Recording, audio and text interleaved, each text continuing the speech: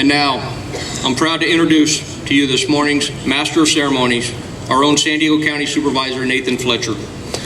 Nathan has climbed the stairs at this event for the last several years because taking care of and honoring our first responders and veterans is a top priority to him. Thank you for being here today, Nathan.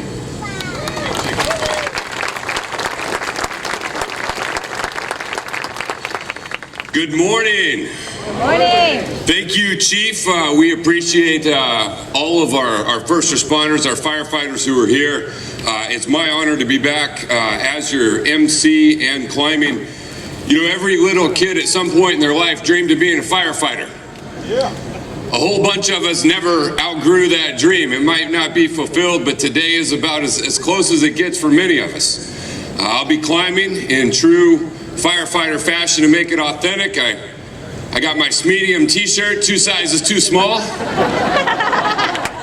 want to have an authentic experience, but we're here. My wife is here with us today. Our kids have been here in previous years, and we really are here today to support the men and women who get up every day and are willing to run into the line of danger towards those in need of help, and particularly to honor and commemorate those who died on September 11, 2001.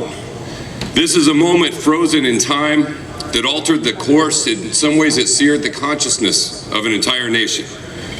We remember the nearly 3,000 innocent men and women whose lives were violently taken in a fury of fire and smoke.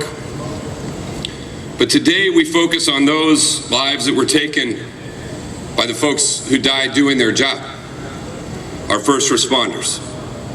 They got up that day and they went to work. When the bell called, they responded. While others ran away, they ran towards. As a proud Marine Corps combat veteran, I couldn't possibly talk and not mention the Marine Corps. But there is a relevant part of this. If you watch the Marine Corps ads, they say there are those among us who run towards the sound of danger.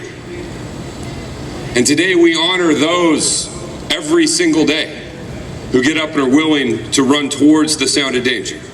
They run into smoke, they run into fire, and we remember those who never came out. Those whose daily job, hardwired into their DNA for who they are and what they do, puts them in danger to protect us all. For our nation, this is a day of remembrance, a day of reflection, hopefully with God's grace, a day of unity and renewal. It's a chance to honor the courage of our first responders and our firefighters. It's also a day of teaching. 18 years ago was a long time ago. Many of us have kids who were not alive then. There's entire generations who have to be taught what happened. It's not seared into their being of knowing where they were. And this is the opportunity for us to tell the next generation of the service and sacrifice.